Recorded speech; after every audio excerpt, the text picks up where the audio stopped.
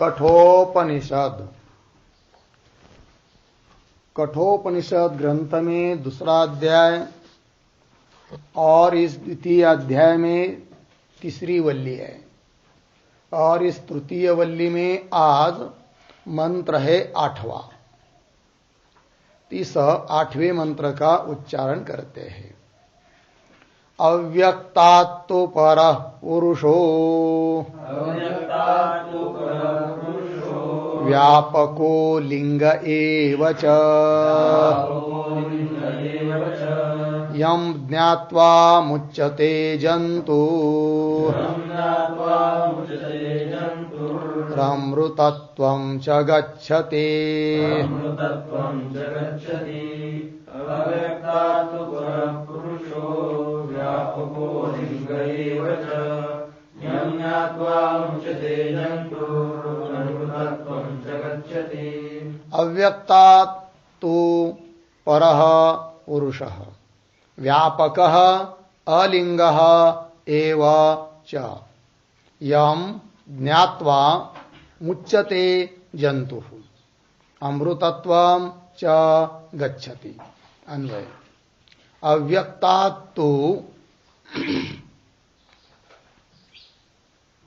अव्यक्तात्तु पुरुषः परः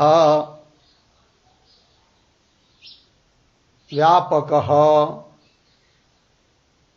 अलिंगः एव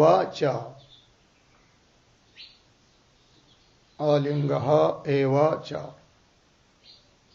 नीचे यं ज्ञात्वा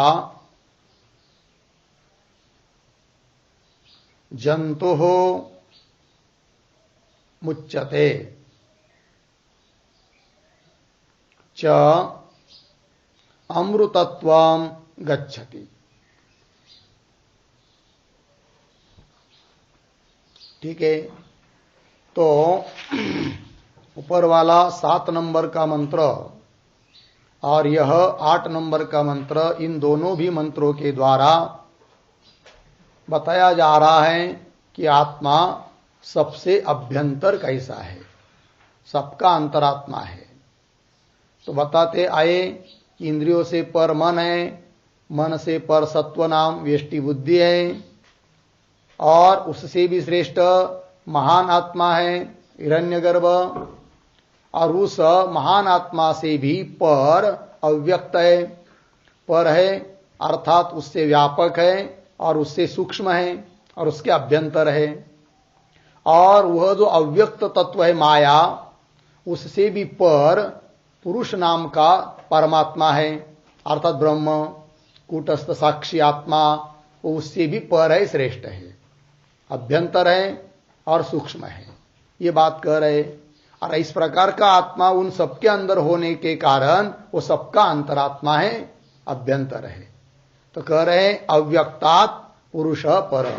अव्यक्त नाम की जो माया, संसार का बीजभूत जो माया है, उससे भी पुरुष पर है, श्रेष्ठ है। कैसा है वो पुरुष, उसका स्वरूप क्या है, तो उस पुरुष का ही वर्णन कर रहे हैं। व्यापक है वो, क्योंकि व्यापक जो आकाशादिक पदार्थ माने जाते हैं, उनका भी वो कारण होने से उन आकाशादिकों से भी व्यापक है परमात्मा। और पुनः अलिंग है, अर्थात किसी भी लिंग के द्वारा, हेतु के द्वारा, चिन्ह के द्वारा वो परमात्मा जाना नहीं जाता है कि नहीं, ये बताया। इसलिए उसको कह दिया अलिंग है। ठीक है कि नहीं, क्योंकि किसी भी चीज का लिंग अर्थात ज्ञापक चिन्ह वो होता है उस पदार्थ के साथ उसका कोई संबंध रहता है तब। जैसे वन्नी का ज्ञापक है धूम, तो धूम लिंग हुआ, क्योंकि धूम का और वन्नी का संबंध है, व्याप्ति रूप संबंध है, जन्य जनक भाव संबंध है। उस प्रकार उस आत्मा जो परमात्मा है, उसका किसी के साथ कोई संबंध न होने के कारण कोई भी चीज उस परमात्मा के लिए लिंग नहीं बन सकती, ज्ञापक नहीं बन सकती, हेतु नहीं बन सकती। अब प्रश्न आएगा कि उस परमात्मा के साथ अन्य किसी भी चीज का संबंध क्यों नहीं है? यदि होता संबंध तो लिंग हेतु बन जाती वो चीज। तो लिंग नहीं बनती है संबंध न होने के कारण। और संबंध क्यों नहीं है परमात्मा के साथ किसी भी चीज का? इसलिए नहीं है कि वो संबंध जो होता है वह समान सत्ताक पदार्थों का ही होता है। विषम सत्ताक पदार्थों का परस्पर में कोई संबंध नहीं होता है। और परमात्मा तो पारमार्थिक सत्तावान है ब्रह्म, और बुद्धियादिक पदार्थ बाकी सब चीज व्यवहारिक या प्रातिभाषिक सत्तावान है, सत्ता का भेद है। अतः उस परमात्मा के साथ वस्तुतः किसी चीज का संबंध नहीं है। अतः कोई उसके लिए लिंग नहीं बनता है, और लिंग न बनने के कारण वो बन गया अलिंग। वही कहा गया अपकः अलिंग एवच। और लेकिन ये कैसा है वो परमात्मा? कह रहे कि यम ज्ञात्वा, उस परमात्मा को जानने से, उसका साक्षात्कार हो जाने से जंतु अर्थात प्राणी अर्थात मनुष्य मुच्यते मुक्त हो जाता है। ठीक। और अमृतत्वम गच्छन्ति, अमृत भाव को प्राप्त होता है। तो यहां पर कोई कह सकता है कि भाई दोनों का अर्थ है कि वह मुच्यते और अमृत भाव को प्राप्त होता है, तो उसका भेद भाष्यकार बताएंगे। तो मुच्यते का मतलब होता है उस परमात्मा का साक्षात्कार हो जाने पर जिसको साक्षात्कार होता है वह व्यक्ति जीते जी ही अविद्या काम कर्म इत्यादि से रहित हो जाता है। यह मुच्यते हुआ। और प्रारब्ध समाप्त होने के बाद जब शरीर गिर जाता है, पड़ जाता है, मर जाता है, तो शरीर मरने के बाद वह ज्ञानी महात्मा ब्रह्म भाव को प्राप्त होता है। तो वो हुआ फिर अमृतत्वम गच्छति, अमृत भाव को प्राप्त होता है। अतः पुनरुक्ति दोष भी नहीं आता है। तो ये बात बताई। तो चलिए इस मंत्र के शब्दों का अर्थ हम लोग लिख लेंगे। उसके पहले अवतरणिका के रूप में एक छोटा वाक्य। उक्तात् अवशिष्टम अर्थम, उक्तात् अवशिष्टम अर्थम प्रतिपादयते,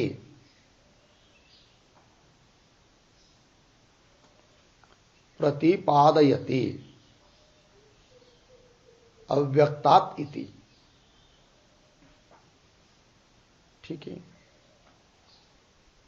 तो चलिए, तो ऊपर के मंत्र में जो जो बात कही है, इनसे पर वह है, उनसे अभ्यंतर, उनसे पर वह है, वह है, वह है करके तो ये उक्त हुए। उससे बचा हुआ जो अर्थ है उसका अब प्रतिपादन कर रहे इस मंत्र से, अव्यक्तात् तो पर पुरुष इत्यादि से। ठीक। तो चलिए अब इन शब्दों का अर्थ लिखते हैं। प्रतीक है अव्यक्तात् बराबर सकल संसार बीज भूत मायातः, सकल संसार बीजभूत मायातः, मायातः अपि। ठीक। आगे प्रतीक तू बराबर तू शब्देन, तू शब्देन अव्यक्तात् वैलक्षण्यम, वैलक्षण्यम पुरुषे द्योत्यते,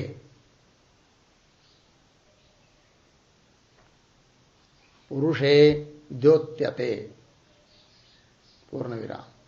आगे प्रतीक पुरुषः बराबर पुरीशयनात् पुरुषः,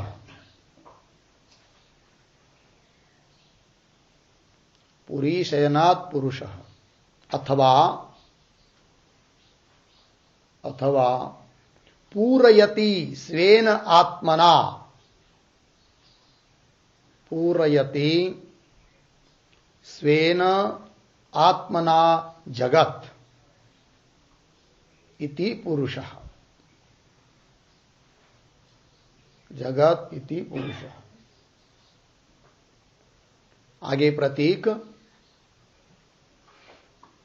परः बराबर उत्कृष्टः, उत्कृष्टः।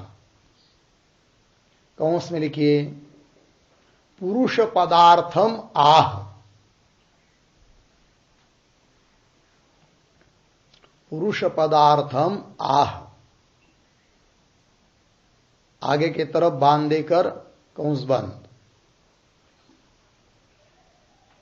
आगे प्रतीक व्यापकः, व्यापकः बराबर सर्वत्र पूर्णः,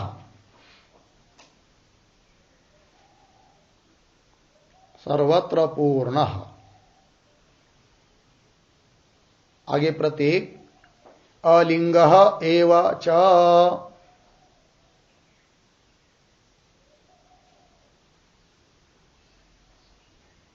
अलिंगः एव च बराबर लिंगेन,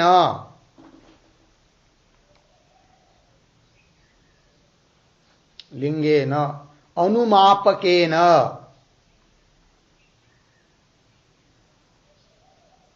अनुमापकेन बुद्ध्यादि रूपेण,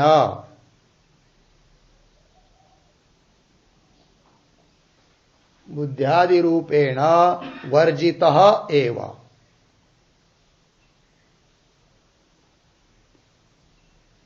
बुद्ध्यादि रूपेण वर्जित एव अर्धविराम। सर्व संसार धर्म शून्य इति भावः,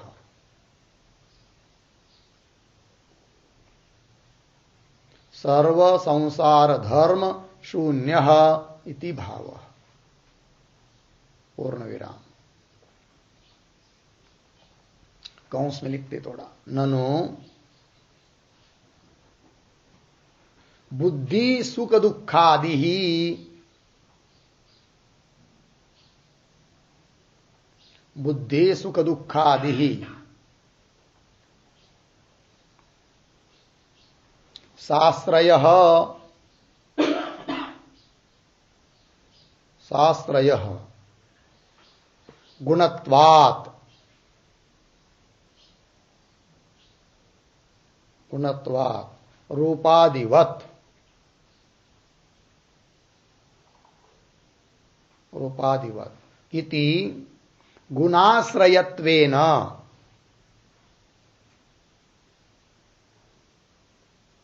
गुणाश्रयत्वेन अनुमेयः आत्मा, अनुमेयः आत्मा इति आशंक्य, इति आशंक्य अर्धविराम बुद्ध्यादीनां,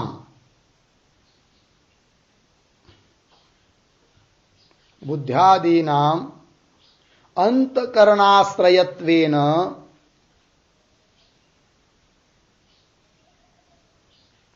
अंतकरणाश्रयत्वेन न तैः, न तैः आत्मा अनुमेयः, आत्मा अनुमेयः इति अतः,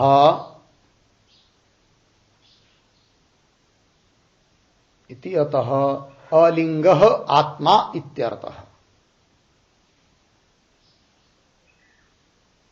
अलिंगः आत्मा इत्यर्थः पूर्ण विराम कौंस बंद। आगे प्रतीक यम ज्ञात्वा, यम ज्ञात्वा बराबर यम आत्मानं साक्षात्कृत्य,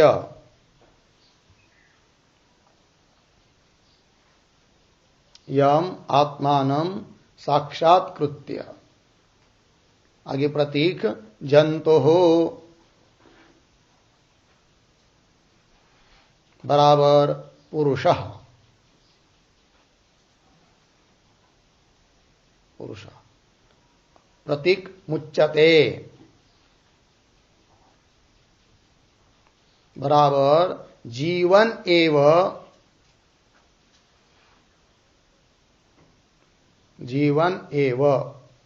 अविद्या काम कर्म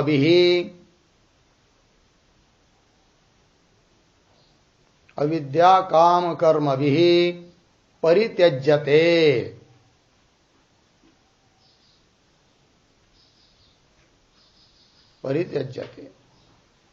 आगे प्रतीक च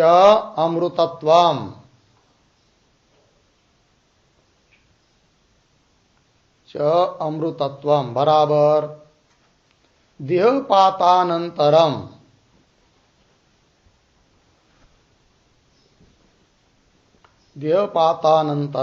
पुनः देहासंबंध लक्षणम देह असंबंध लक्षणम मोक्षम देहासंबंध लक्षणम मोक्षम।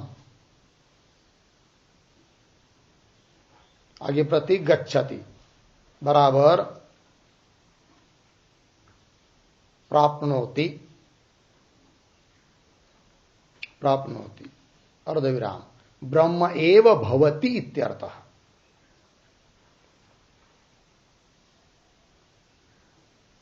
ब्रह्म एव भवति इत्यर्थः। ठीक, चलो भाई अर्थ को देखिए। अव्यक्ता, अव्यक्त से भी पर है पुरुष। अव्यक्त का मतलब समस्त संसार का बीजभूत जो माया, उस माया से भी पर है, श्रेष्ठ है। कौन? आत्मा, पुरुष। तो जो तू शब्द आया वो क्या करता है? तो बता दिया कि तू शब्देन अव्यक्तात् वैलक्षण्यम पुरुषे द्युत्यते। अव्यक्तात् तू, अव्यक्तापेक्षा तर, असं बोलतो ना अपन। तो उस प्रकार तू शब्द क्या कर रहा है कि पुरुष में विलक्षणता दिखा रहा है अव्यक्त की अपेक्षा। तो अव्यक्त जो माया वो तो बाधित होने वाली है, अनात्मा है, जड़ है, ज्ञान से निवृत्त होने वाली, कल्पित है। और पुरुष तो उससे भिन्न लक्षण वाला है, चेतन है, त्रिकालाबाधित है, अर्थात सत्य है, चित स्वरूप है, आनंद स्वरूप है। इस प्रकार की भिन्न भिन्न लक्षणता दोनों में है, विलक्षणता है। इस बात को द्योतित करने के लिए शब्द आया तो वही लिख दिया कि वैलक्षण्यम पुरुषे द्योत्यते तू शब्देन। आगे पुरुषः, तो अव्यक्त से पर है पुरुष। पुरुष मतलब कौन?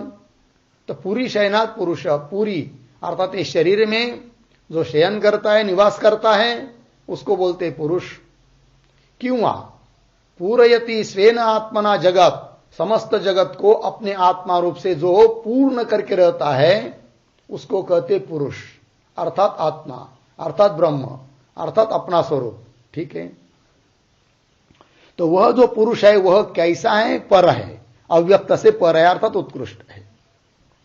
अब पुरुष पद का अर्थ और स्पष्ट कर रहे स्वयं श्रुति में, व्यापक इत्यादि पद का उच्चारण करके तो बता दिया।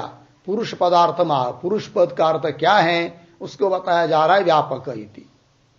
तो वह पुरुष अर्थात आत्मा कैसा है? व्यापक है। व्यापक है का मतलब सर्वत्र पूर्ण है, सब जगह परिपूर्ण होकर रहता है, कहीं पर वो नहीं है ऐसी बात नहीं है। सभी देश में है, सभी काल में है, उसकी बिना थोड़ी सी जगह भी रिक्त नहीं है। ठीक है। तो चलिए, सर्वत्र पूर्ण। और कैसा है वो? अलिंग एवच। अलिंग है मतलब क्या? तो लिंगेन अर्थात अनुमापकेन। लिंग जो होता है वो अनुमापक होता है। जैसा धूम लिंग है, क्योंकि वह धूम वन्नी का अनुमापक है, अर्थात वन्नी की अनुमिति कराने वाला है। उस प्रकार कोई अनुमापक चिन्ह उस परमात्मा के लिए नहीं है, अलिंग है वो। तो लिंगेन अनुमापकेन बुद्ध्यादि रूपेण वही वर्जित रहित एव, इसलिए वो क्या हुआ? अलिंग। तात्पर्य कहने का सर्व संसार धर्म शून्य, सभी संसार के धर्मों से रहित है। कौन? आत्मा, पुरुष, परमात्मा, ब्रह्म, मैं। ठीक है। चलिए, अब इस पर कोई लोग नैयायिक, वैशेषिक इत्यादि शास्त्रकार बोलते कि नहीं नहीं वो लिंग है उसके लिए। क्या लिंग है तो वो अनुमान देते हैं। क्या अनुमान देते हैं तो वह लिख दिया आपको, ननु बुद्धि सुख दुखादि ही ये पक्ष है। तो बुद्धि सुख दुखादि, तो बुद्धि से लेकर 8 गुण वो आत्मा के ही गुण है, ऐसा उनका कहना है। और गुण जो होता है वह किसी न किसी द्रव्य के आश्रित रहता है, स्वतंत्र नहीं रहता है। और बुद्धियादिक 8 गुण कोई भी अन्य द्रव्य के आश्रित रह नहीं सकते, पृथ्वी जल इत्यादि को के आश्रित नहीं रह सकते। और गुण है किसी न किसी के आश्रय से तो उनको रहना ही है। तो किसके आश्रय से रहते हैं तो उनके सिद्धांत के अनुसार वो कहते हैं कि बुद्धियादिक 8 गुण आत्मा के आश्रय से रहते हैं। फिर बुद्धियादिक यही उनका आत्मा का लिंग बन जाता है, अनुमापक बन जाता है। ठीक, तो वही उस प्रकार का वो अनुमान देते हैं। ननु तो बुद्धि सुख दुखादि ही शास्त्रय, तो शास्त्रयत्व ये साध्य है, आश्रय से युक्त है बुद्धियादि। कौन आश्रय? जो आश्रय वो आत्मा, ऐसा वो बताते हैं। तो शास्त्रयत्व साध्य हुआ। और हेतु दिया गुणत्व, दृष्टांत दिया रूपादिवत। तो रूपादि जैसे गुण होने के कारण वो किसी न किसी पृथ्वी आदि के आश्रित रहते हैं, उस प्रकार बुद्धियादिक भी गुण होने के कारण उनका भी जरूर कोई न कोई आश्रय रहता ही है। तो कौन आश्रय है उसका? तो आत्मा है, ऐसा वो लोग कहते हैं। इति मतलब इस अनुमान से गुणाश्रयत्वेन, गुण का आश्रय होने से, आश्रय रूप से अनुमेय आत्मा, आत्मा अनुमिति का विषय है, ऐसा वो लोग कहते हैं। किंतु उनका वो कहना ठीक नहीं है, क्योंकि उनके अनुमान में शास्त्रयत्व यदि साध्य है तो सिद्ध साधन दोष आता है। अर्थात जो सिद्ध है उसी को तुम सिद्ध कर रहे हो। क्योंकि हमारे वेदांत मत में बुद्धियादिक जो गुण है, बुद्धि का मतलब होता है अंतकरण की वृत्ति, ज्ञान रूप वृत्ति, वो बुद्धि है। ठीक है, निश्चयात्मक वृत्ति। तो बुद्धि सुख दुख ये सब वेदांत मत में अंतकरण के धर्म है, अर्थात उनका आश्रय अंतकरण है। तो शास्त्रयत्व से तुम सिद्ध कर रहे जिसको, वो हमारे मत में आश्रय तो अंतकरण ही है, उसी को तुम सिद्ध कर रहे हो। तो अंतकरण की सिद्धि हो सकती है, आत्मा की नहीं, ये कहा जाता है वेदांत मत में। तो वही कह रहे बुद्धियादि नाम अंतकरणाश्रयत्वेन, बुद्धियादि के अंतकरण के आश्रित होने के कारण आश्रय हुआ अंतकरण, और आश्रित हुए कौन? बुद्धियादि। तो अंतकरणाश्रयत्वेन न तैहि आत्मा अनुमेय, तैहि आत्मा अनुमेय न, तैहि बुद्धियादिभिः गुणैः आत्मा अनुमेय न, उनको लिंग बनाकर उनके द्वारा भी आत्मा अनुमिति का विषय नहीं बनता है। अर्थात आत्मा के लिए कोई लिंग नहीं है, न अनुमेय। इति अतः अलिंग आत्मा, ठीक है ना, क्योंकि लिंग वो बनता है जिसका संबंध होता है, आत्मा के साथ किसी का संबंध नहीं है, अतः आत्मा के लिए कोई लिंग नहीं बनता है। फिर आत्मा के साथ किसी चीज का संबंध क्यों नहीं है? तो बताया था क्या, समान सत्ताक पदार्थों का ही एक दूसरे के साथ संबंध होता है, विषम सत्ता वाले पदार्थों का संबंध नहीं होता है। ठीक है कि नहीं? तो आत्मा जो ब्रह्म है वो तो पारमार्थिक सत्तावान है, और बुद्धियादिक ये सब व्यवहारिक अथवा प्रातिभाषिक सत्तावान है, अतः उनका उनके साथ कोई संबंध नहीं है। अतः वो लिंग आत्मा के लिए नहीं बन सकते, और लिंग नहीं बन रहे अर्थात क्या आत्मा कैसा हुआ? फिर अलिंग एवच, अलिंग है। आगे चलिए, ऐसा जो आत्मा है किंतु उसको जो कोई जानता है आत्मा रूप से, आत्मत्वेन, मय के रूप में, तो वह कह रहे यम ज्ञात्वा, यम आत्मानम साक्षात्कृत्य, जिस आत्मा का साक्षात्कार करके जंतु हो अर्थात पुरुष मनुष्य, मुच्यते, मुच्यते का अर्थ कर रहे हैं जीवन एव जीते जी ही, अविद्या काम कर्म भी परित्यज्यते, अविद्या काम कर्मों के द्वारा वो त्यागा जाता है, अर्थात अविद्या काम कर्म उसमें रहते नहीं है, वो छूट जाते हैं, तो मुच्यते, मुक्त हो जाता है। और च अमृतत्वम गच्छति, अमृत भाव को प्राप्त होता है। मतलब क्या? तो देहपातानंतरम, प्रारब्ध के निमित्त से देह रहता है ज्ञान होने पर भी, किंतु जो निमित्त है प्रारब्ध वो समाप्त हो जाता है, प्रतिबंधक दूर हो जाता है, तो शरीर मर जाता है फिर। और शरीर गिरने के बाद पुनः उसको अन्य देह की प्राप्ति नहीं होती है। जैसे अज्ञानी लोगों को मरने के बाद उनके कर्म के अनुसार अन्य शरीरों की प्राप्ति होती है, उस प्रकार इस ज्ञानी महात्मा को शरीर गिरने के बाद पुनः अन्य देहों की प्राप्ति होती नहीं है। ठीक है, तो वही देहपातानंतरम पुनः देहा संबंध लक्षणम, देह के साथ असंबंध स्वरूप जो मोक्ष, उस मोक्ष भाव को गच्छति अर्थात प्राप्त होती, मोक्ष भाव को प्राप्त हो जाता है। तात्पर्य ब्रह्म एव भवति, ब्रह्म रूप बन जाता है, ये कह दिया। हो गया जी। तो चलिए अब इस मंत्र का भाष्य को देखिए। अव्यक्तात् तु परः पुरुषः व्यापकः, व्यापकस्य अपि आकाशादेः सर्वस्य कारणत्वात्, पूर्ण विराम। थोड़ा अन्वय करेंगे। अव्यक्तात् तु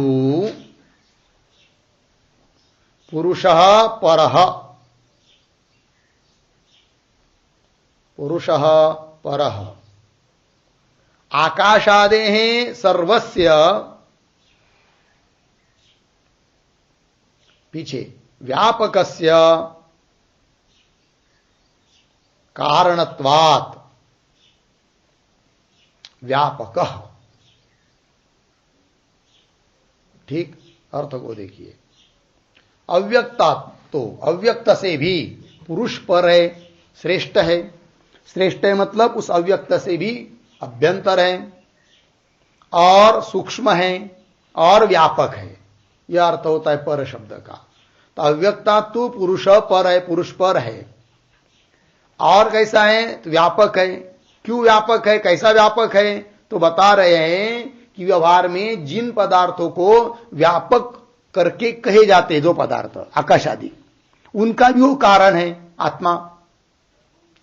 अर्थात आकाश आदि कार्य हुए और आत्मा कारण हुआ, और कार्य की अपेक्षा कारण सूक्ष्म होता है, व्यापक होता है, इसलिए सबसे व्यापक है, निरतिशय व्यापक है परमात्मा। तो वही कह रहे, आकाशादेः सर्वस्य व्यापकस्य अपि, आकाशादिक सभी व्यापक पदार्थों का भी कारण होने से कारणत्वात् व्यापक, व्यापक है आत्मा। लगा? आगे और कैसा है भाई? अलिंग। तो अलिंग शब्द का अर्थ बता रहे। तो अलिंग शब्द का अर्थ समझने के लिए पहले लिंग शब्द का अर्थ समझा रहे हैं। तो लिंग शब्द का क्या अर्थ होता है? तो कह रहे लिंग्यते बराबर गम्यते येन तल्लिंगम बुद्ध्यादि तत् अविद्यमानम अस्य इति सह अयम अलिंग एव। हो गया अलिंग शब्द का अर्थ। तो देखिए पहले लिंग शब्द का अर्थ बता रहे, लिंग्यते, लिंग्यते का अर्थ कर रहे गम्यते, गम्यते का भी अर्थ करेंगे ज्ञायते। तो लिंग्यते गम्यते अर्थात न्यायते, जाना जाता है जिससे, उसको कहते हैं क्या? लिंग। जैसे पर्वतो वन्यमान धूमात, यहां लिंग है कौन? धूम, क्योंकि धूम के द्वारा जाना जाता है कौन? वन्नी। उस प्रकार तो लिंग्यते गम्यते न्यायते येन तल्लिंगम। ठीक है, इस लिंग शब्द के ऊपर एक वाक्य, लीनाम लीनम आवृत्तम, आवृत्तम अज्ञातम, अज्ञातम अर्थः ज्ञायते, अर्थः ज्ञायते अनेन, अनेन इति लिंगम। अनेन इति लिंगम बराबर ज्ञापकम बराबर चिन्हम बराबर परिचायकम परिचायकम बराबर निश्चायकम। ठीक, ये लिंग शब्द का अर्थ हुआ। अर्थ देखिए, लीनम, लीनम अर्थ अर्थ लीन अर्थ मतलब आवृत्त अर्थ, ढका हुआ अर्थ, अज्ञात अर्थ। ऐसे अर्थ को अर्थ न्यायते अनेन जाना जाता है जिससे। आवृत्त अर्थ, अज्ञात अर्थ, लीन अर्थ जाना जाता है जिससे, उसको कहते हैं लिंग, अर्थात ज्ञापक, उस अर्थात चिन्ह, परिचायक, निश्चायक, ये सब पर्यायवाची शब्द है। ठीक है। और आत्मा के लिए कोई लिंग नहीं है, ज्ञापक नहीं है, इसलिए आत्मा क्या हो जाएगा फिर? अलिंग। तो वही कह रहे, लिंगते गम्यते, भाष्य में लिंगते गम्यते येन तत्लिंगम, बुद्धियादि है कि नहीं। तो अन्य शास्त्रकार तो कहते ना बुद्धियादि लिंग ही करते करके, तो उनके हिसाब से कह रहे कि बुद्धियादि, किंतु तत् अविद्यमानम अस्य, वेदांत मत में तत् मतलब वह बुद्धियादि जो लिंग वह है अविद्यमान, जिसके लिए, अर्थात कोई उसके लिए लिंग नहीं बन रहा है। ठीक है। अविद्यमानम अस्य इति सह अयम, वह परमात्मा क्या? अलिंग एव, लिंग से रहित है। अर्थ लग गया। तात्पर्य क्या? तो कह रहे आगे, सर्व संसार धर्म वर्जित इति एतत्। इति एतत् मतलब इत्यर्थः, ये तात्पर्य हुआ। सभी संसार के धर्मों से रहित है। कौन? आत्मा। कोई सांसारिक धर्म उसमें नहीं है। न वो करता है, न भोगता है, न सुखी है, न दुखी है, न जाता है, न आता है, न जन्मता है, न मरता है। कोई सांसारिक धर्म उसमें नहीं है। न सुख दुख बुद्धि आदि कोई नहीं है। ऐसा शुद्ध सच्चिदानंद घन अखंड एक रस, सर्वत्र व्यापक परिपूर्ण रूप से अनादि अनंत स्वरूप कौन विद्यमान है? वो आत्मा परमात्मा ही विद्यमान है। मैं विद्यमान हूं, वही अपना स्वरूप है। उसी को मैं के रूप में जानना है। देह को जो हम लोग मी करके समझ रहे, अहम शब्द का अर्थ देह को समझकर सब व्यवहार कर रहे, उसका बात करना है।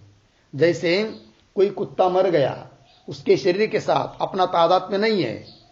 ऐसा नहीं कोई कह सकता कि मैं मर गया, है कि नहीं। वो देह, कुत्ता मर गया, उस प्रकार ही हम लोगों का शरीर ये मर जाता है तो ये पंचमहाभूतों का देह पंचमहाभूतों में विलीन हो जाता है। उसके साथ मेरा कोई संबंध नहीं है। इन सबका दृष्टा साक्षी स्वरूप आत्मा, चैतन्य घन आत्मा, वो मैं हूं। इस रूप से अपने स्वरूप को अखंड एक रूप, एक रस रूप से जानना है। वही साक्षात्कार है और वही मोक्ष के लिए कारण है, वो ज्ञान। ठीक, देखिए, सर्व संसार धर्म वर्जित इति एतत्, लग गया अर्थ। तो पूर्ण विराम। ये हुआ मंत्र के पूर्वार्ध की व्याख्या। अब मंत्र का जो उत्तरार्ध यम ज्ञात्वा इत्यादि की व्याख्या करने जा रहे भाष्यकार। तो पंक्ति देखिए, यम ज्ञात्वा, यम का अर्थ होता है आत्मानम, आत्मा को। यम ज्ञात्वा आचार्यतः शास्त्रतः च मुच्यते जंतु अविद्यादि हृदय ग्रंथि जीवन एव पतिते अपि शरीरे अमृतत्वं च गच्छति। सह अलिंगः परः अव्यक्तात् पुरुषः इति पूर्वेण एव संबंधः। ठीक है। देखिए भाई, तो थोड़ा अन्वय करेंगे। तो यम मिला, यम एक शब्द छोड़कर आगे आचार्यत शास्त्रतः च, पीछे ज्ञात्वा, आचार्यत शास्त्रतश्च ज्ञात्वा, आगे जंतु हो, उसके बाद थोड़ा आगे और जाएंगे, जीवन एव, जीवन एवं, उसके पीछे अविद्यादि हृदय ग्रंथि भी, उसके पीछे मुच्यते, मुच्यते। लग गया इतना? इतने का अर्थ पहले कर लेंगे। तो देखो भाई, तो यम यम आत्मान, ठीक है ना। तो मूल मंत्र में जो दो पद आया है कि जंतु मुच्यते च अमृतत्वम गच्छति, तो दोनों का अर्थ एक जैसा ही लग रहा है, किंतु दोनों का अर्थ में भेद है थोड़ा सा। यही भाष्यकार अलग अलग करके बता रहे हैं। तो यम आत्मानम, जिस आत्मा को आचार्य से और शास्त्र से, आचार्य मतलब गुरु, गुरु से, गुरु के मुख से और वेदांत शास्त्रों को सुनने से जानते हैं, ज्ञात्वा, यम आत्मानम ज्ञात्वा, जिस आत्मा का साक्षात्कार करके जंतु अर्थात मनुष्य क्या हो जाता है, जीवन एव, जीवन एव मतलब जीते जी ही, मरने के बाद मोक्ष नहीं, जीते जी मोक्ष मिलता है। याची देई याची डोळा भोगू मुक्तीचा सोहळा, मोक्ष मेल्या पाठी आम्हासी होईल, ऐसे जे म्हणतील अतिमूर्ख। मोक्ष मरने के बाद नहीं होता है, जीते जी मोक्ष होता है। ठीक है, तो वही श्रुति भी कर रही है कि जीवन एवं, जीते जी ही, अविद्यादि हृदय ग्रंथि भी मुच्यते, अविद्यादि जो हृदय की ग्रंथि, ग्रंथि कहते गांठ को, हृदय ग्रंथि जिसको बोलते हैं, अर्थात तादात्म्याध्यास। अविद्या, अविद्या का कार्य देहादिक, उन देहादिकों में जो मय की बुद्धि, वही है तादात्म्य, वही है अध्यास, वही है भ्रम, वही है ग्रंथि। और जिस ग्रंथि के कारण जीव को संसार भाव की प्राप्ति होती है, वह ग्रंथि, वह तादात्म्याध्यास जीते जी ही क्या हो जाता है, छूट जाता है। कब? कब? यम ज्ञात्वा, जिस आत्मा तत्व को जानने से, गुरु और शास्त्र के द्वारा जिस आत्मा तत्व को जानने से मनुष्य जीते जी ही अविद्यादि हृदय ग्रंथि से मुच्यते, छूट जाता है। ये मुच्यते का अर्थ हुआ जीवन मुक्ति बताई। फिर आगे अमृतत्वम च गच्छति, इसको बताना है। तो वो कह रहे फिर आगे भाष्य में, पतिते, मिला पंक्ति, पतिते अपि शरीरे, यहां से लेकर अंतिम तक जो है वाक्य, उसका भी अन्वय कर लेंगे। तो कैसा? च, मिला च, दो तीन शब्द छोड़कर आया है च। फिर पीछे आइए, शरीरे पतिते अपि, शरीरे, उसके पीछे पतिते अपि। फिर आगे अमृतत्वम गच्छति, सह अलिंगः,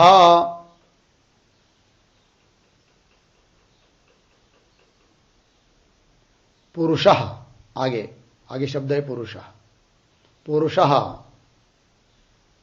फिर पीछे आइए, अव्यक्तात् परः,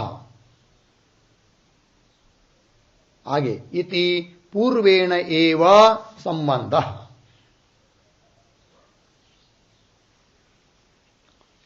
देखो भाई, च और शरीरे पतिते अपि, शरीर रहते हुए तो अविद्यादि ग्रंथि से तो छूट ही गया है, मुक्त हुआ है।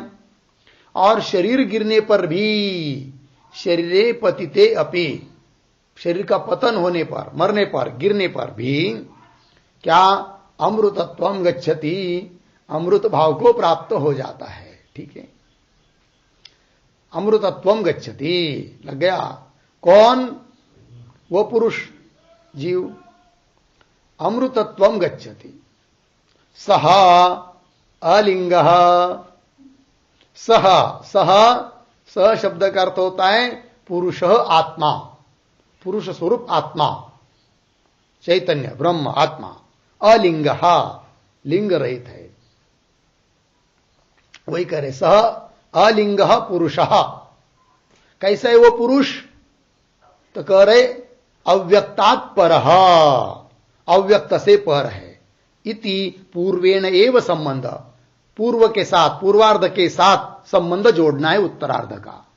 क्योंकि उत्तरार्ध में क्या बताया कि यम ज्ञात्वा जंतु मुच्यते च अमृतत्वम गच्छति, अमृत भाव को प्राप्त हो जाता है। यम ज्ञात्वा, जिसको जानने से, ऐसा जो पुरुष वो कैसा है, तो पीछे आना है उस पूर्वार्ध में अव्यक्तात् पर, अव्यक्त से भी पर है, अर्थात सबका अभ्यंतर है, सबका अंतरात्मा है, प्रत्यगात्मा है ना। तो वह अभ्यंतरत्व, प्रत्यगात्मत्व ही बताया 7 और 8 इन मंत्रों के द्वारा। अब प्रश्न उपस्थित होगा, इस 8वें मंत्र का भाष्य पूरा हुआ।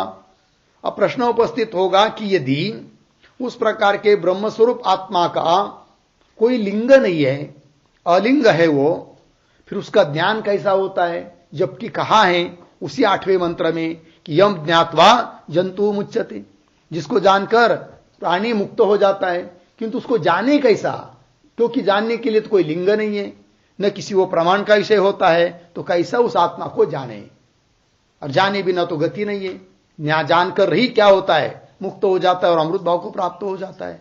तब वही कह रहे अगले श्लोक के अवतरणिका में, कथम तर्हि अलिंगस्य दर्शनम उपपद्यते इति उच्यते। पंक्ति मिली, देखो उसका अन्वय, तर्हि अलिंगस्य दर्शनम कथम उपपद्यते इति उच्यते। ठीक है, देखो भाई अर्थ, तर्हि तो फिर, क्योंकि आत्मा को अलिंग बताया, तो तर्हि तब तो अलिंगस्य, अलिंगस्य आत्मनः, अलिंग आत्मा का दर्शनम, दर्शन मतलब ज्ञान, साक्षात्कार, कथम उपपद्यते, कैसा उपपन्न हो जाता है, कैसा उसका ज्ञान हो जाता है, ऐसा कोई प्रश्न करता है तो कह रहे इति उच्यते। तो उसका उत्तर दिया जा रहा है मंत्र के माध्यम से। ठीक है, तो श्रुति का उच्चारण करते हैं, न संदृशे तिष्ठति रूपमस्य न चक्षुषा पश्यति कश्चनैनम् वृथा मनीषा मनसा विक्लुप्तो य एतद्विदुरमृतास्ते भवन्ति।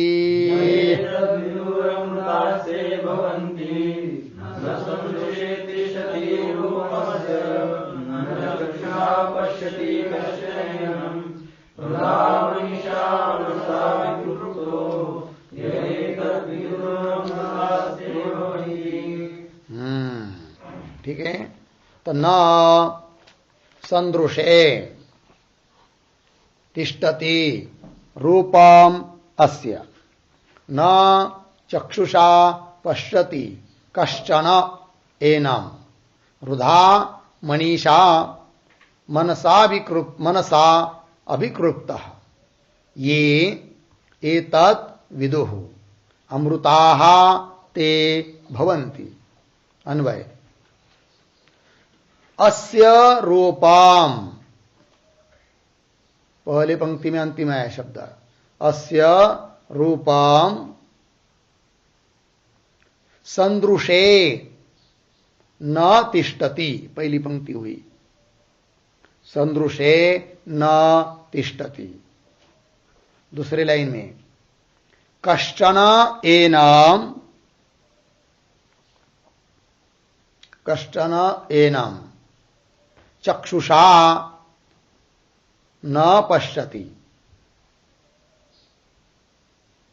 न पश्यति। तीसरे लाइन में रुधा मनीषा मनसा अभिकृप्तः, मनसा अभिकृप्तः। ठीक, आगे एतत् ये विदुः, एतत् ये विदुः ते अमृताः भवन्ति, ते अमृताः भवन्ति। ठीक है, चलो अर्थ देखेंगे। तो अस्य रूपम न संदृशे न तिष्ठति। अस्य का मतलब होता है प्रत्यगात्मन, प्रत्यगात्मा, आत्मा ब्रह्म, उसका रूप अर्थात स्वरूप संदृशे न तिष्ठति, मतलब वह सम्यक ज्ञान का विषय नहीं बनता है, अर्थात इंद्रियजन्य ज्ञान का विषय नहीं बनता है। आत्मा लग गया अर्थ, किसी भी इंद्रिय के द्वारा उसको कोई नहीं जान सकता। वही बात कर रहे आगे, कष्टन मतलब कोई भी मनुष्य, एनम उस आत्मा को चक्षुषा न पश्यति, चक्षु को उपलक्षण करके सभी इंद्रिय लेना है, अर्थात किसी भी इंद्रिय के द्वारा उस आत्मा को नहीं देख सकता है कोई भी मनुष्य। ठीक है जी। फिर आगे कह रहे हैं तो न पश्यति हुआ ना, फिर कैसा जाना जाएगा उस आत्म तत्व को, तो कह रहे रुधा मनीषा। तो रुधा, रुधा मतलब तृतीया है रुद शब्द की, तो रुधा मतलब हृदय में स्थित, हृदय में विद्यमान जो बुद्धि है, मनीषा। ठीक है, मनस ईशा, मनीषा अर्थात मन का नियंत्रण करने वाली बुद्धि। तो हृदय में विद्यमान जो मन को नियंत्रण करने वाली बुद्धि है, उस बुद्धि के द्वारा उस परमात्मा को जाना जाता है। वह भी उस बुद्धि का वह विषय बनता है, ये बात नहीं। अविषयतया, उस बुद्धि का भी विषय न बनता हुआ ही उस बुद्धि से आत्मा जाना जाता है कि नहीं? तो जाना जाता है, कैसा जाना जाता है फिर? तो आत्मा तो स्वयं प्रकाश है, तो जाना जाता है बुद्धि के द्वारा, मतलब उस बुद्धि से आभानापादक आवरण की निवृत्ति होती है। जैसे परोक्ष एक बुद्धि होती है और एक अपरोक्ष बुद्धि, तो परोक्ष बुद्धि से असत्वापादक आवरण की निवृत्ति होती है और आभानापादक आवरण की निवृत्ति अपरोक्ष ज्ञान से होती है। तो वही वो बुद्धि है रुधा मनीषा। रुद मनिट शब्द से जिसको कहा जाएगा, तो मनिट है वो, इट उसकी ईशा तृतीया, तो मन का ईशन करने वाली है, इसलिए उसको कह दिया मनिट, तृतीया में मनीषा।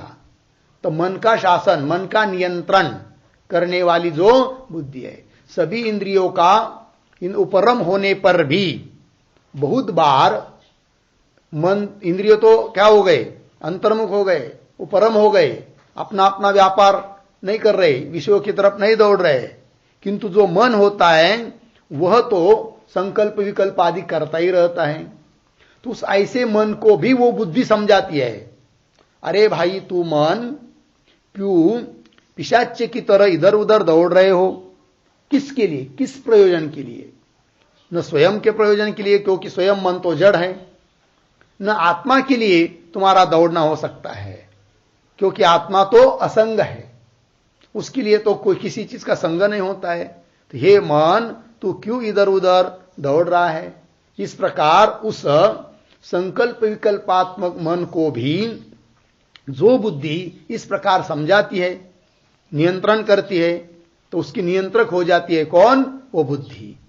ऐसी वो जो बुद्धि है, वो कौन बुद्धि है? कि जिस बुद्धि का विषय कोई अनात्म पदार्थ भी नहीं है, ऐसी वो बुद्धि है।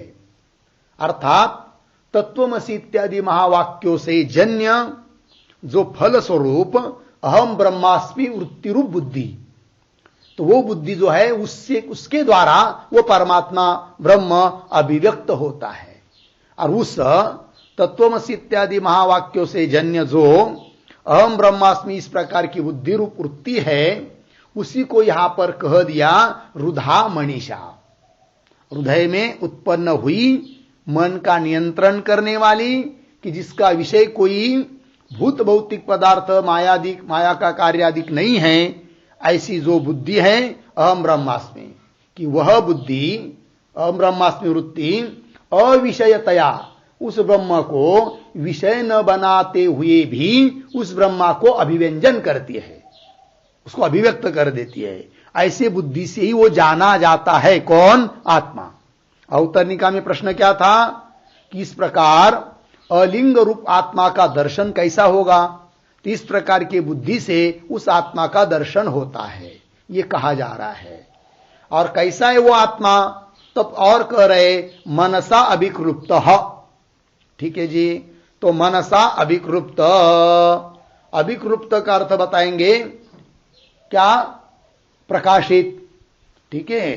तो मनसा, मनसा मतलब मनन निधिध्यासन, श्रवण मनन निधिध्यासन के द्वारा जो अभिकृप्त है, प्रकाशित है, या पहले उसको परोक्ष रूप से जाना गया है, ऐसा वो आत्मा है। और उस आत्मा का साक्षात्कार उस बुद्धि से हो जाता है, रुधा मनीषा। ठीक है। तो वही मनसा अभिकृप्त, ऐसा जो आत्मा है कि जिसको पहले तो परोक्ष रूप से जाना था, फिर अब उसको अपरोक्ष रूप से जाना है। और उस आत्मा को एतत् मतलब इस आत्म तत्व को, ब्रह्म तत्व को ये विदुहु, जो लोग मय के रूप में उसका साक्षात्कार कर लेते, जानते हैं, ते अमृताहा भवंती, वे जानने वाले लोग, साक्षात्कार जिनको हुआ है मय के रूप में ब्रह्म का, वे लोग अमृत भाव को प्राप्त होते हैं, ये कहा जा रहा है। ठीक है। तो चलिए अब थोड़ा इस मंत्र के शब्दों का अर्थ लिख लेंगे। उसके पहले अवतरनिका के रूप में और एक वाक्य लिख लेते हैं। तो लिखिए, आचार्यः यमः, आचार्यः यमः शिष्याय नचिकेतसे,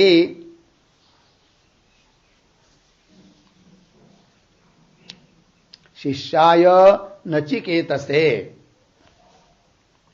आत्मज्ञानोपायम, आत्मज्ञानोपायम आत्मस्वरूपम च,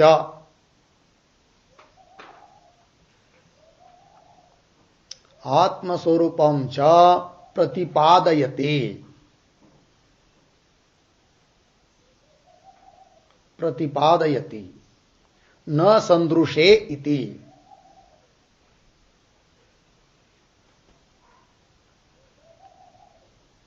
ठीक है। चलो भाई, तो आचार्य जो यमराज जी है वह, वे शिष्य जो नचिकेता, उसको आत्मज्ञान का उपाय और आत्मा का स्वरूप प्रतिपादन कर रहे हैं। तो चलिए तो लिखते हैं उस मंत्र के शब्दों का अर्थ। तो प्रतीक अस्य, अस्य बराबर प्रत्यगात्मनः, प्रत्यगात्मनः, आगे प्रतीक रूपम बराबर स्वरूपम, स्वरूपम, आगे प्रतीक संदृशे बराबर इंद्रिय जन्य ज्ञान योग्यताम, इंद्रिय जन्य ज्ञान योग्यताम,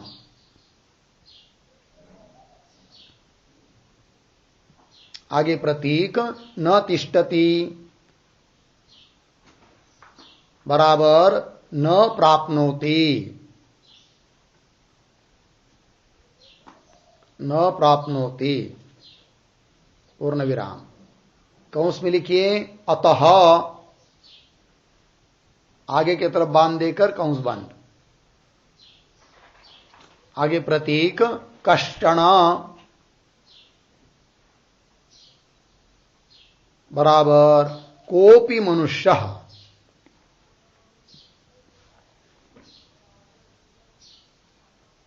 कोपि मनुष्यः,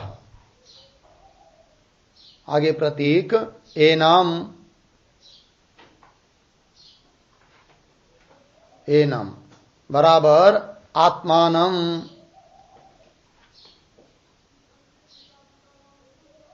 आत्मानम। आगे प्रतीक चक्षुषा, चक्षुषा बराबर चक्षुरादीन्द्रियैः, चक्षुरादीन्द्रियैः।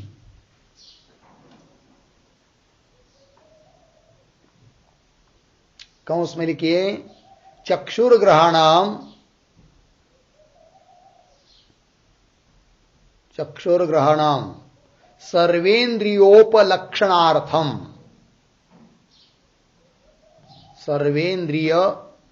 सर्वेन्द्रियोपलक्षणार्थम, कंस बंद हुआ ना, सर्वेन्द्रियोपलक्षणार्थम। आगे प्रतीक न पश्यति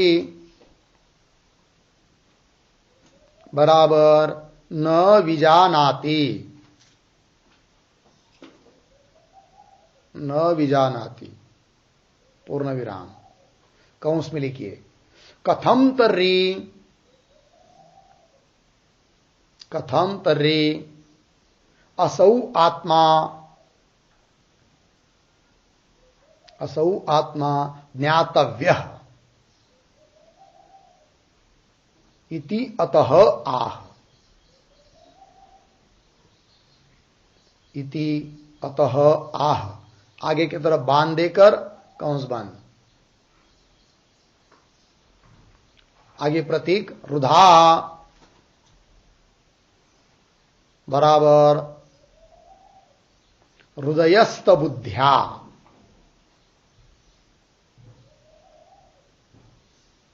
हृदयस्थ बुद्ध्या। कंस में लिखिए रुत्स्थया, रुत्स्थया बराबर रुधि एकाग्रताम आपन्नया, रुधि एकाग्रताम आपन्नया बुद्ध्या, बुद्ध्या एषः आत्मा, एषः आत्मा ज्ञातुं शक्यः इत्यर्थः,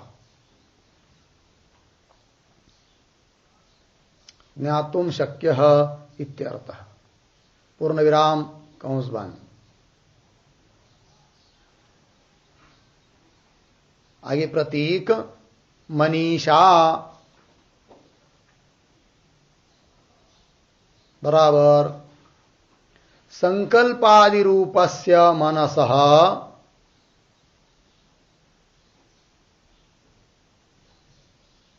संकल्पादि रूपस्य मनसः वशीकर्त्र्या बुद्ध्या,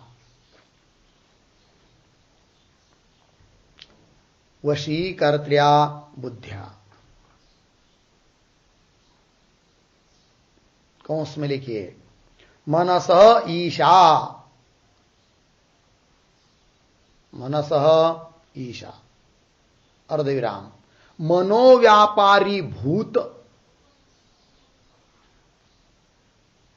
मनोव्यापारी भूत संकल्प विकल्पादीनाम, संकल्प विकल्पादीनाम अवरोधिकया,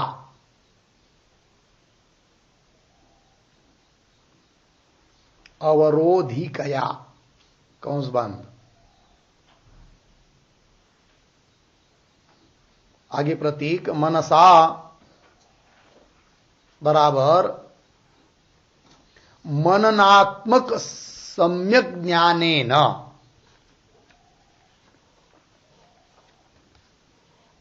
मननात्मक सम्यक ज्ञानेन।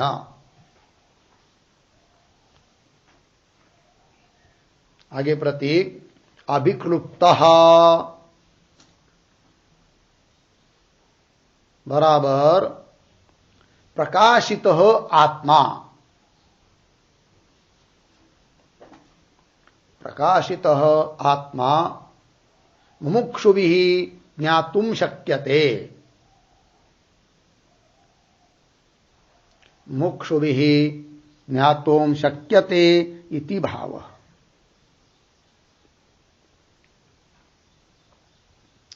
इति भाव पूर्ण विराम। आगे प्रतीक एतत् बराबर उक्तात्म तत्वम। उक्तात्म तत्वम आगे प्रतीक ये बराबर अधिकारिणः। अधिकारिणः कौंस में लिखिए विवेकिनः जनाः। विवेकिनः जनाः कौंस बंद। आगे प्रतीक विदुः बराबर विजानन्ति। विजानन्ति आगे प्रतीक ते। ते बराबर ब्रह्मज्ञानिनः जनाः। ब्रह्मज्ञानिनः जनाः आगे प्रतीक अमृताः भवन्ति। अमृताः भवन्ति बराबर जनन मरण जरा रोगादि। जनन मरण जरा रोगादि दुख विहीनाः। दुख विहीनाः सन्तः ब्रह्म एव भवन्ति। ब्रह्म एव भवन्ति इति भावः।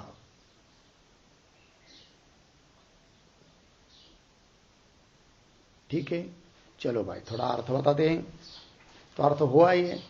तो अस्य प्रत्यगात्मन रूपम स्वरूपम, इस प्रत्यगात्मा का जो स्वरूप है वह संदृशे न तिष्ठति। संदृशे मतलब इंद्रियजन्य ज्ञान की योग्यता को नहीं प्राप्त होता है, अर्थात इंद्रियजन्य इंद्रियों के द्वारा उसका ज्ञान नहीं होता है। जैसा घट पट इत्यादियों का ज्ञान इंद्रियों से होता है, वैसा आत्मा का ज्ञान इंद्रियों से नहीं होता है। ठीक है, क्योंकि इंद्रियों के प्रवृत्ति का निमित्त उस आत्मा में नहीं है। इंद्रियों की प्रवृत्ति वहां होती है जहां रूप रस इत्यादि विद्यमान होते गुण। आत्मा में कोई गुण नहीं है, अतः आत्मा के लिए इंद्रियों की प्रवृत्ति नहीं होती है। इसलिए कह रहे कष्टण कोई भी मनुष्य एनम आत्मानम, इस आत्मा को चक्षु के द्वारा अर्थात किसी भी इंद्रिय के द्वारा, क्योंकि चक्षु का ग्रहण सभी इंद्रियों का उपलक्षण के लिए है, तो किसी भी इंद्रिय के द्वारा न पश्यति न विजानाति। तब प्रश्न उपस्थित होता है कथम तर्हि असौ आत्मा ज्ञातव्य, फिर इस आत्मा का ज्ञान कैसा होगा। तब कह रहे रुधा मनीषा। रुधा का अर्थ कर दिया हृदयस्थ बुद्ध्या, हृदय में विद्यमान जो बुद्धि उस बुद्धि से। तो कोई कह सकता है भाई केवल बुद्धि से इतना ही कह देते, रुधा शब्द देने का क्या प्रयोजन। तो उसका भाव भी बताया जाता है। और एक कि हृदय श्रद्धा प्रदान होता है और बुद्धि तर्क प्रदान होती है। केवल बुद्धिया कहते तो तर्क रूप बुद्धि के द्वारा उस आत्मा की अभिव्यक्ति होती, ऐसा अर्थ निकल आता, किंतु ऐसा नहीं है। तर्क के द्वारा आत्मा को नहीं जाना जाता है। तो रुधा कहने से श्रद्धा से युक्त जो बुद्धि है, श्रद्धा सम्मिलित जो बुद्धि है, उस बुद्धि के द्वारा ही उस आत्म तत्व को जाना जाता है। और वो भी कैसी बुद्धि कि जो मनीषा है, अर्थात मन का भी नियंत्रण करने वाली है, मन को ऊपर भी शासन करने वाली है कि नहीं। इष्टे इति इट, जो शासन करती है उसको बोलते इट, वही है ईशा।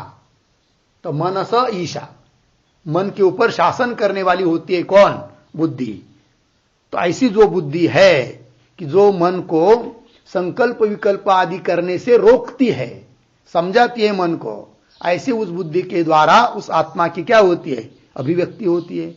वो भी उस आत्मा को, आत्मा उस बुद्धि का विषय नहीं बनता है, अविषयतया उस बुद्धि से, अहम ब्रह्मास्मि इस बुद्धि से अभिव्यक्त होता है आत्मा। ठीक है जी, चलिए।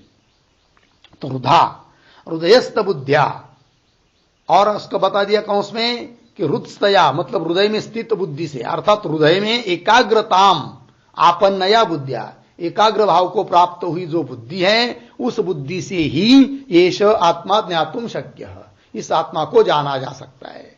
वही कहा फिर मनीषा, तो संकल्पादि रूपस्य मनस वशीकर्त्या बुद्धिया, संकल्प विकल्प करना ये जो मन का स्वरूप है उस मन को भी जो वश करने वाली बुद्धि है, मन पर शासन करने वाली जो बुद्धि है, ऐसी बुद्धि के द्वारा, तो वही कह रहे मनस ईशा, मनोव्यापारी भूत, मन का व्यापार भूत जो संकल्प विकल्प आदिक उनका अवरोध करने वाली बुद्धि, उस बुद्धि को कहते हैं मनीषा, रुदा मनीषा, रुद मणिट, रुदा मनीषा।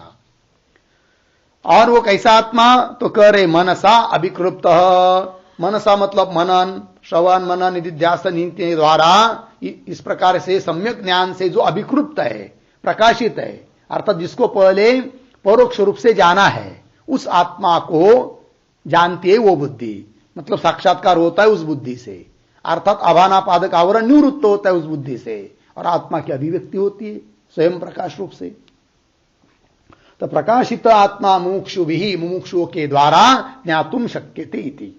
आगे एतत्, एतत् का अर्थ कर दिया उक्त आत्म तत्व, अभी तक जिस आत्म तत्व का वर्णन किया वह आत्म तत्व को, ब्रह्म को ये विदुहु, जो अधिकारी लोग विवेकी लोग जानते हैं, ते ऐसे जो ब्रह्मज्ञानी लोग अमृता भवंती, अमृत भाव को प्राप्त होते हैं, अर्थात जन्म मरण जरा रोग इत्यादि से रहित होते हुए ब्रह्म एव भवंती, ब्रह्म ही बन जाते हैं। हो गया अर्थ।